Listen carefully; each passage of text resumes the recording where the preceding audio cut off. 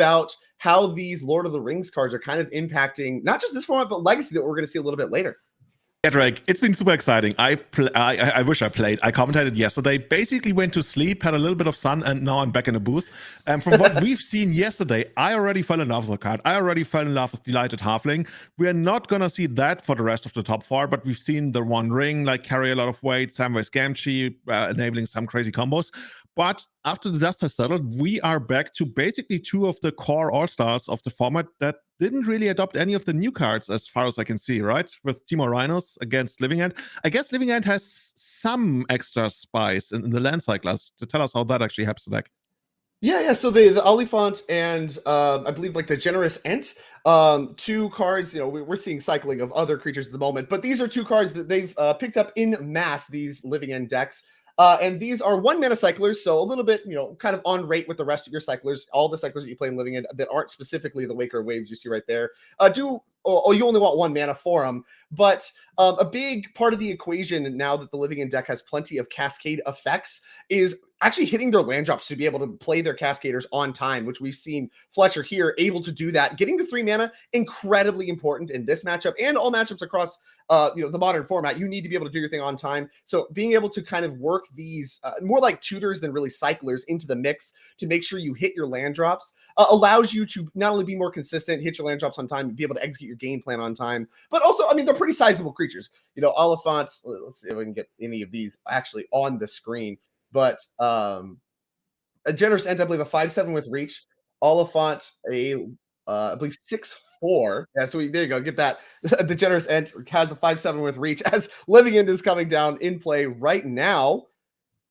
Being looks like a lot of pressure here for Fletcher is like pulling the trigger here. Like, okay, let me try this. Like, you got nothing going on. I was wondering, like, if either of the players is gonna assume something like the control role, and Matthew, is growing into that role right now. Like Force of Negation, we already talked a little bit about the match in the pre-show, and you mentioned that this is gonna be decided over who finds the best connections for the Force of Negations, who navigates the violent outbursts that allow you to combo at instant speed the best way.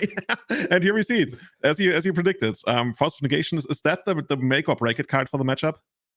Yeah, definitely, especially in the main deck games. Like, we do have access to Grief in the Living End deck that help along the line as a little bit of a shored up Living End. There's fairly small as far as the number of creatures. You see a bunch of huge Living Ends with a bunch of creatures coming back. Here you only got 3, but that's going to be good enough a lot of the time, as there's just a lot of cat and mouse posturing, as here does come a Grief, which adds to the mix as well. And that one's actually going to be really, really important here, because you see 2 copies of Violent Outburst, another copy of Force of Negation for Matthew Hoey. Now, remember, the Violent Outburst happened on his turn, so he couldn't fight back with his second copy of Force of Negation. So both these players very much understood Force of Negation, what this match was about in the main deck game. Interacting on the stack is the best way to interact with the powerful suspend cards, both Crashing Footfalls and Living End.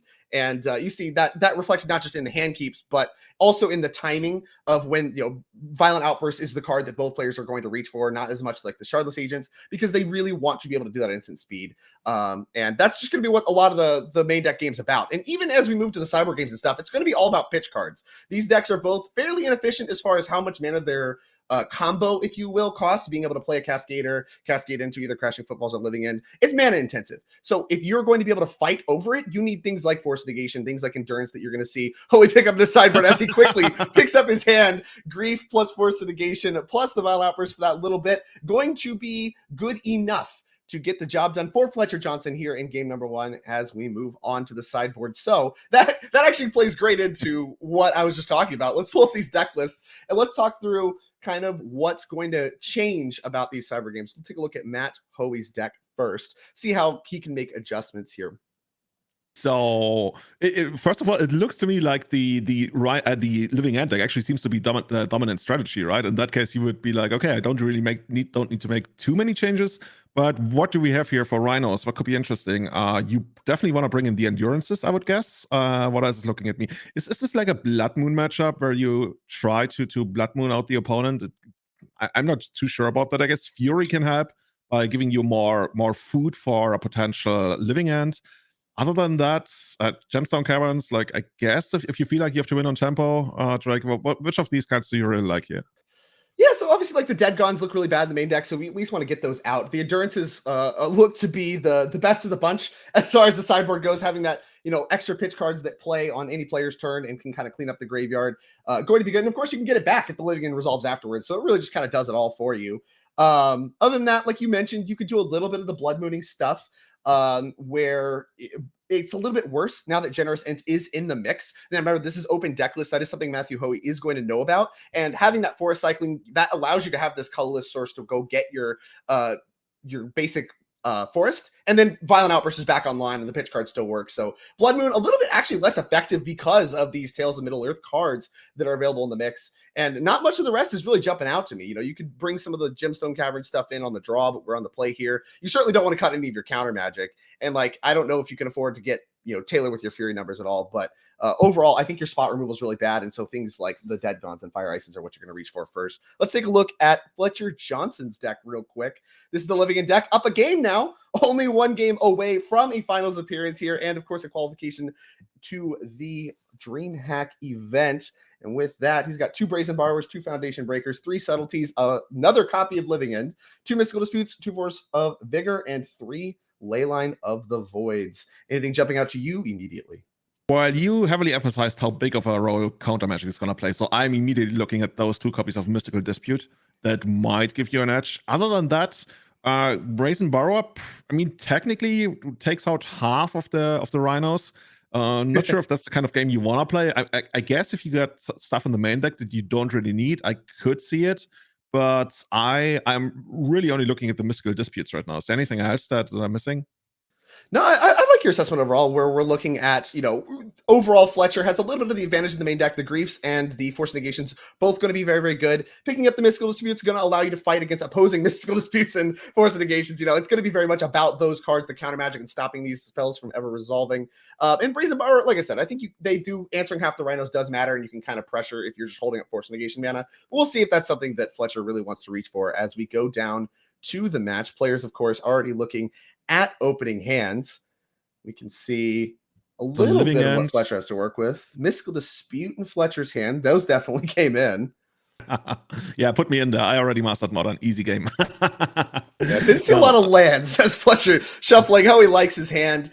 Hoey, somebody we've seen be very, very successful in the NRG series across the actual multiple years that we've been hosting it. Someone very, very confident and familiar. So even though Fletcher up a game, I am excited to see the rest of this match. I do think we kind of talked about it a little bit in the pre-show. I think Living In has a little bit of an edge in the game one. Once the Rhinos deck gets access to 4 copies of Endurance, I think things start to change quite a bit in this matchup, because now you have a lot of things that 3 mana represents, either hardcast Endurance, hardcast Force Negation, a Violent Outburst of his own. You have so many options that kind of create this cat and mouse game in this matchup, where it's like, okay, what does that 3 mana that's being held up represent? And also what's available as far as free cards go.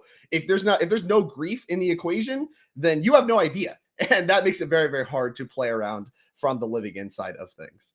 It looks like Matthew is pretty happy with his hand. Like, he's got something like 3 lands. We can spot that as a Fury. There's at least 1 copy of Endurance. I'm not sure if there's maybe a promo version of second one. We got a Cascader and I believe Shardless Agent. So this is basically as good as it gets. The only thing you don't really have is defense. But other than that, you're pretty set here. But you'll probably have to pass for the first couple of turns, as just like the nature of the deck. Whereas Fletcher, I think he's on a mulligan to 5, I believe. That's at least a second mulligan. At some point with Living End, do you just like try to quickly establish your combo, or is there actually some value in keeping like a 5-card hand of like a couple of lands and like 2 Force of Negations or something?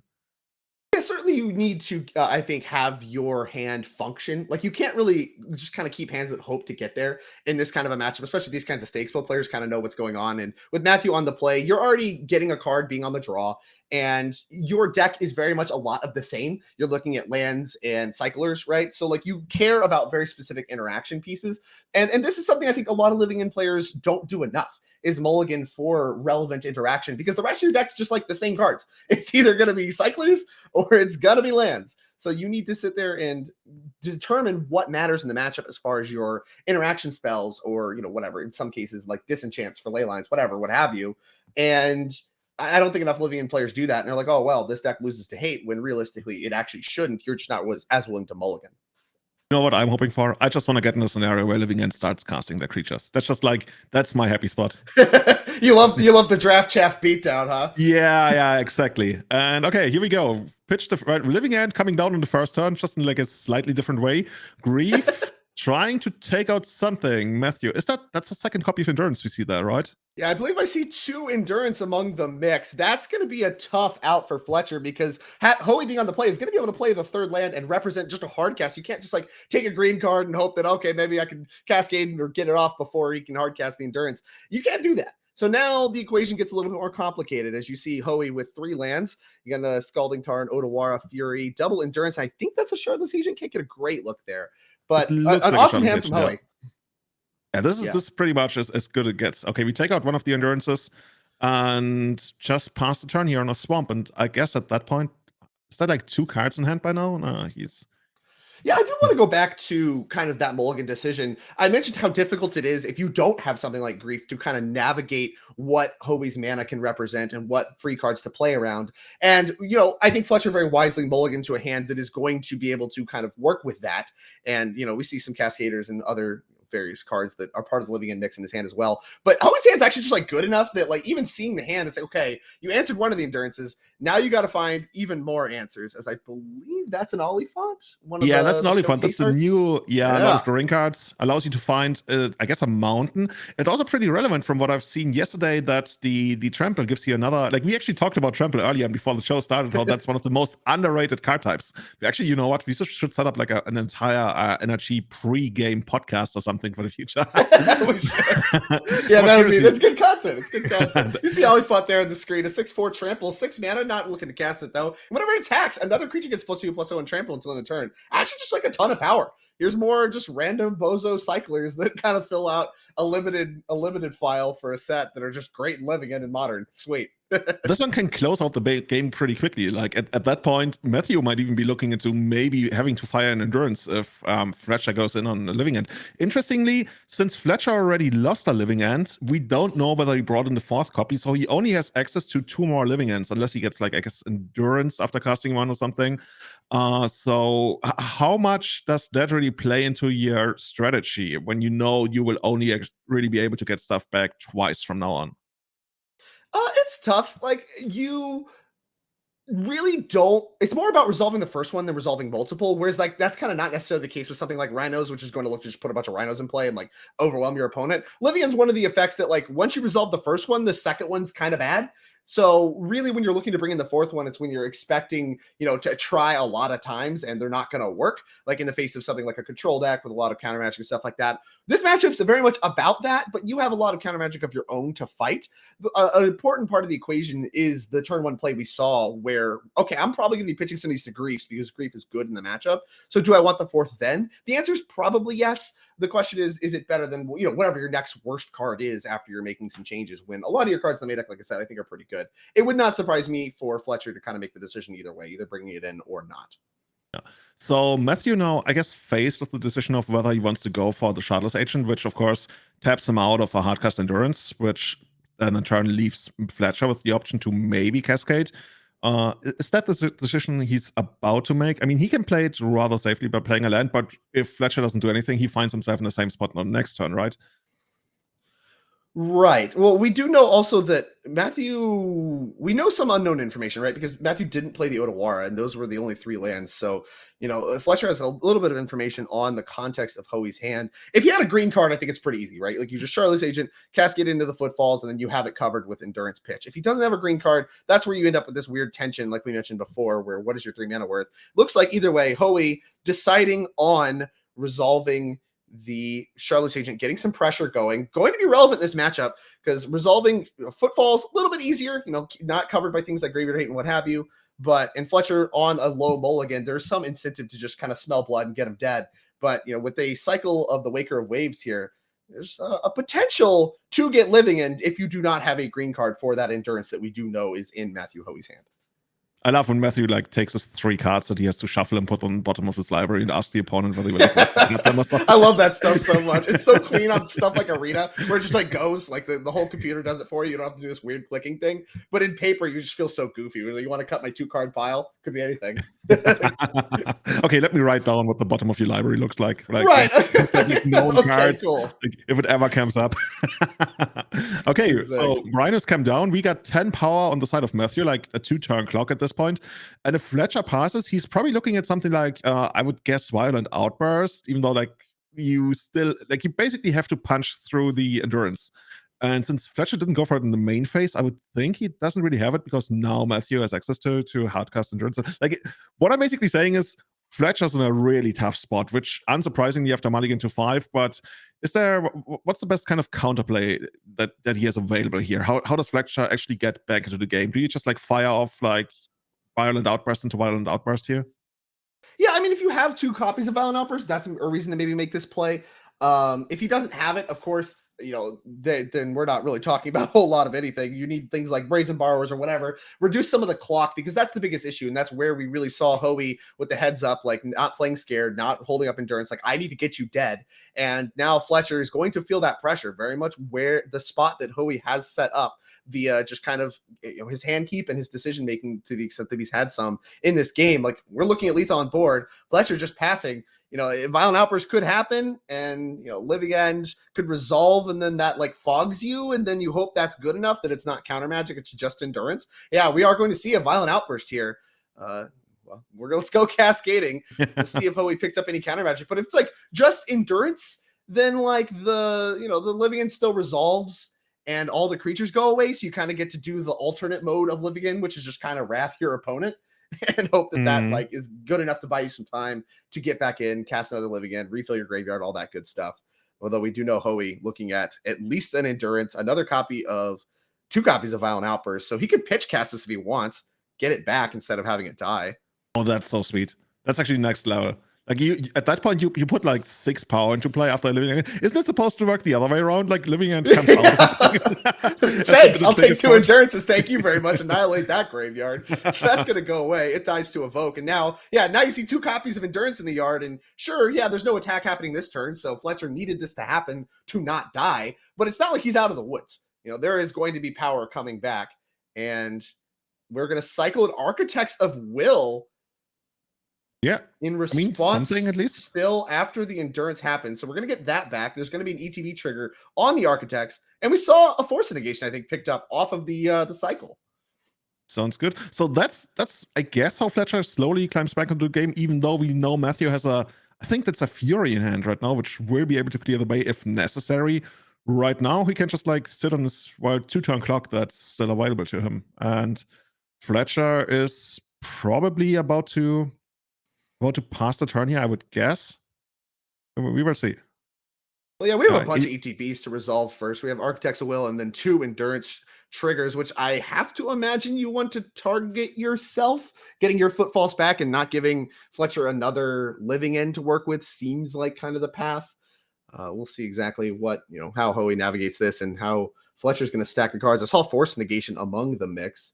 Do not necessarily know what he's going to do with the ordering of those cards. Can't put any on bottom. This is kind of like a weird old templating card where you can target yourself or your opponent. You can reorder the top 3, but you can't do like any kind of ponder tricks or anything where you're like, I don't like this, I shuffle it. You don't get any of that.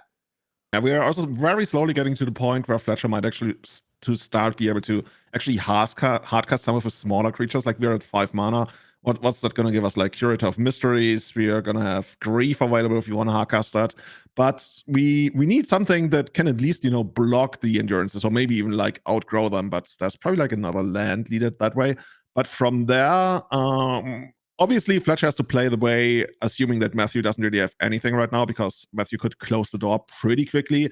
We know that there's still a Fury available, unless I misjudged what I saw in that hand. And we see the jump block on the Architects. As Fletcher probably I think Hoey stopped Fletcher before damage, kind of signaling pretty loudly a Violent Outburst here, which would have represented lethal. So this block had to happen to play around Violent Outburst. Fletcher, wisely making this chump block. And of course, the Architects going to the graveyard does mean that You're going to have it in yard for the next Living End, which has to be part of the equation if Fletcher's going to find his way back into this game. Both endurances now answered, and this is kind of the like tightrope I think that the Living End decks have to walk, where it's like sometimes you just have to run your stuff into the interaction and power through it over time. And yeah, I mean, if Hoey just has straight nothing for the rest of the game, no counter magic, no nothing, and we know Fletcher at least has a Force Negation. If he has a Living End, then maybe we're getting somewhere. Looks like this Mystical Dispute plus Force Negation's the hand. A lot of counter magic, need a little bit of help. Yeah, I need a little bit of help, and I'm just like so excited to the point where Fletcher fires off that last Living End, and that has to be it, unless he did bring in fourth copy. From what I understand, it's not exactly the matchup where you bring in fourth copy, but I could very much be wrong on that. And from then on out, you are actually like totally dependent on my lands. Bokomonents? Whoa, the wait, one what? of, huh? Where's this coming from? Is this infect? What are we seeing here? This is some tech I think popularized by Oliver Tomiko alongside the Mystical Disputes. Recently, I think he's advocated more for a dismember, but here we go. Get a look at the 6-mana Delve card. Target creature gets +6/+6 till end of turn. Really good alongside the keyword trample. Really good at getting a lot of damage through and making sure your stuff survives. Also really good exactly here. Yeah, we have to Force of Negation this. We are going to pitch the Mystical Dispute. This is, of course, to play around opposing Mystical Disputes. You could, of course, just hard cast the Force of Negation and have your Mystical Dispute back up. But, you know, that is... Well, very much heads up play from Fletcher there then. Right. Yeah, that's going to lose to some sequence of Mystical Dispute and Force Negation stuff. So just pitching, plays around all of that. And now no counter magic for Fletcher, completely empty-handed, hoping for a top deck Living End, and hope that is good enough. Only a Shardless Agent in Hoey's graveyard and only Architects of Will in Fletcher's graveyard, but needs it to happen. Ideally, I think he would like to cycle into it. Have like cycler. Oh, look, I found it. And then you have a very dominant board versus just the Architect's Will that would come back right now. And here's step one, Strike Riverwinder. Let's build the graveyard and let's get there. I mean, that's how Make you do that it. Too. Here we go. And I think that was a Force of Negation. Yeah, so the fun's all over for Fletcher. And to game 3, we go. And I think that game there was like very much emblematic of the difference that just the presence of endurance in your deck makes when you're playing the Rhinos Living End matchup. You know what I want to see? Like, I love how Matthew now, after showing the Becoming Mans, which I guess Fletcher already saw the deck list, but now he's confirmation that it stayed in. Like, that's the fear, right? Usually you can afford to like not respect the one-offs all that much.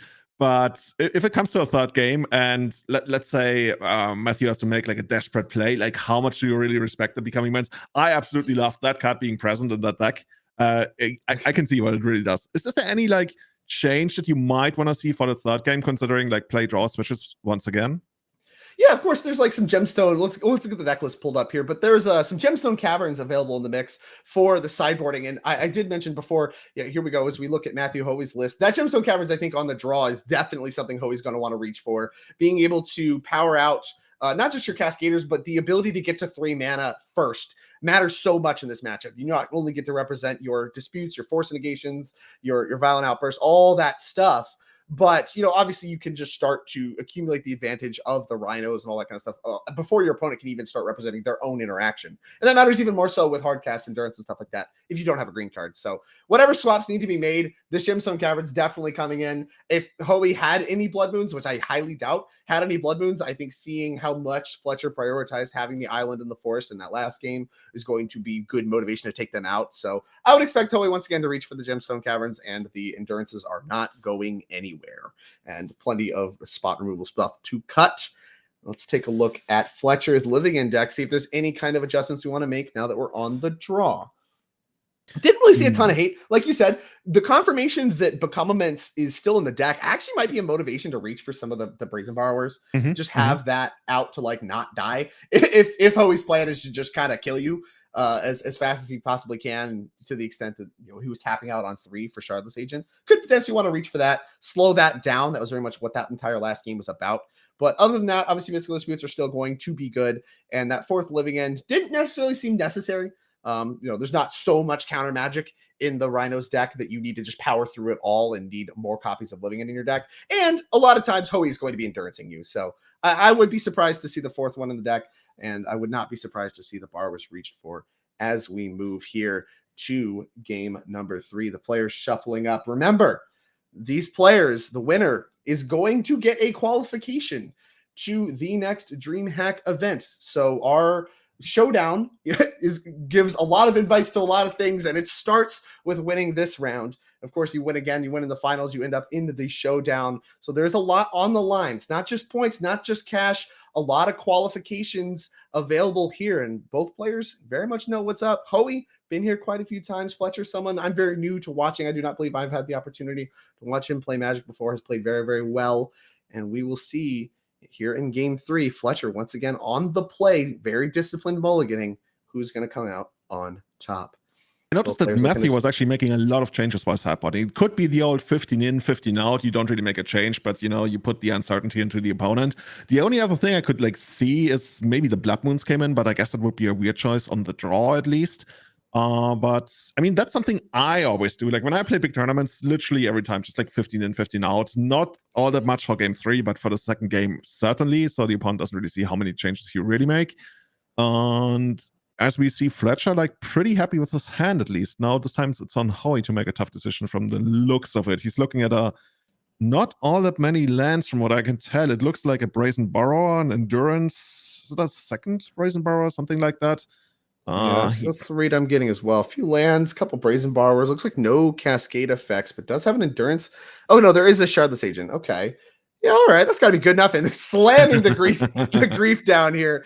Pitching the Architects of Will on turn 1 is Fletcher. Been prioritizing that one quite a bit. Always like, yeah, okay, yeah, you're taking this Endurance. Get this out of here. And now shields are kind of down for Hoey from what we see, right? It's Shardless Agent on 3. There was no Gemstone Caverns, so it's going to be slower than something like a Living End. And even still, you get 10 power, but it's spread across a bunch of 4/4s and stuff. And Fletcher is going to get a grief among other things based on how these first 3 turns progress. But the shield's very much down from what Fletcher sees right now, and the draw steps going to matter a lot from Hoey from here. So we'll see what the turn 1 island play, what we can pick up to help fight the fight. Otherwise, I think Hoey needs to be a little bit worried about a turn 3 Living End, as here's Striped Riverwinder getting cycled. Yeah, I think there was a second Riverwinder in Fletcher's hand, so that's basically what you want, right? Just a couple of big creatures draw you closer to anything. As long as those creatures are bigger than the Rhinos, I think you feel pretty good about that, right? Not only the Architects of Will, but anything that's bigger than a Rhino helps you stabilize and then turn the match very quickly into your favor. We really only need our enablers, but with this many cyclers in the deck, I mean, that's the beauty of Living End, right? If you don't have what you need, half of your deck draws you towards it, and I think that's a big appeal of the deck. I played it myself 10 years ago.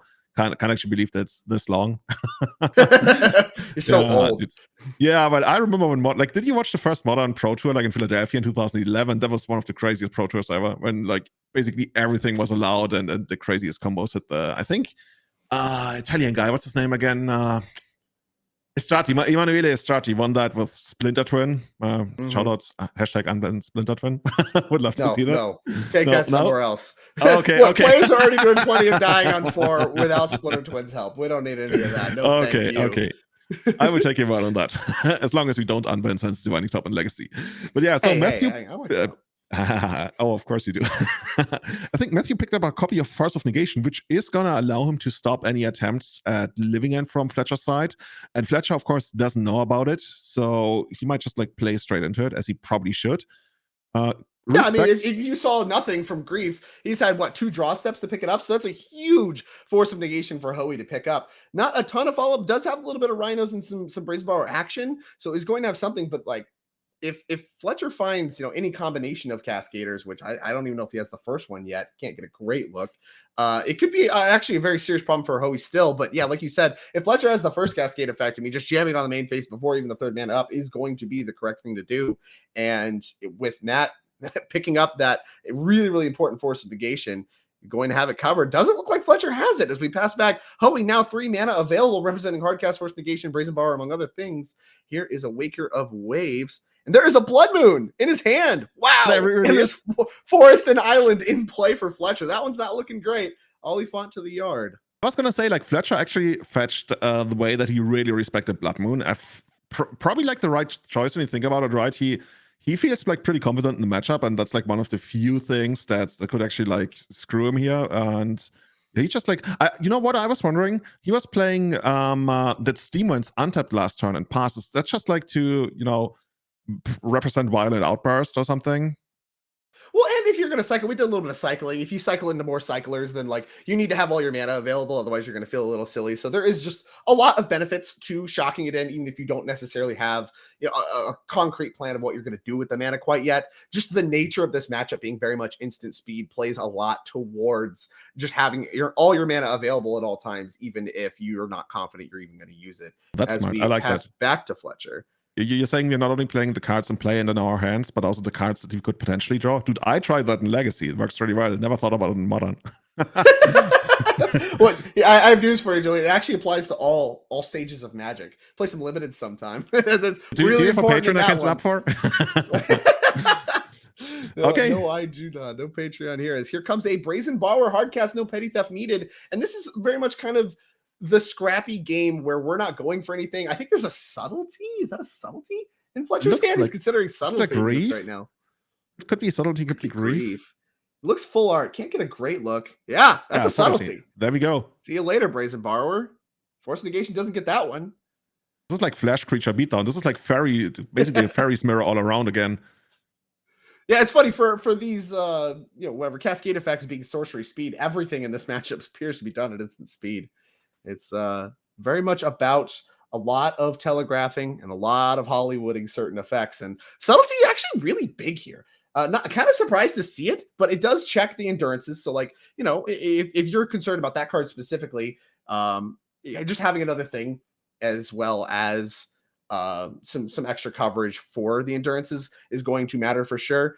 But going to also come up big when Hoey goes for the Brazen Borrower, giving you a little bit of help. But here's Shardless Agent going to cascade into Crashing Footfalls. Of course, the only thing that can be hit, and that is way bigger than a Subtleties. So Fletcher, some pressure to have a Force of Negation here. Now that he's tapped out, Hoey willing to go for it. And we know he doesn't have a Force of Negation. So 10 power and toughness is coming across 3 bodies for Hoey. Shardless Agent, 2 Rhinos. Was good enough to get it done in game 2. And Violent Outburst, the draw for Fletcher. Yeah, is that where you like sit back and still try to play it on the opponent's turn? If you have your own protection up, like if you had the 6th land, you could easily do that. If you've got the pitch card, you could also do it.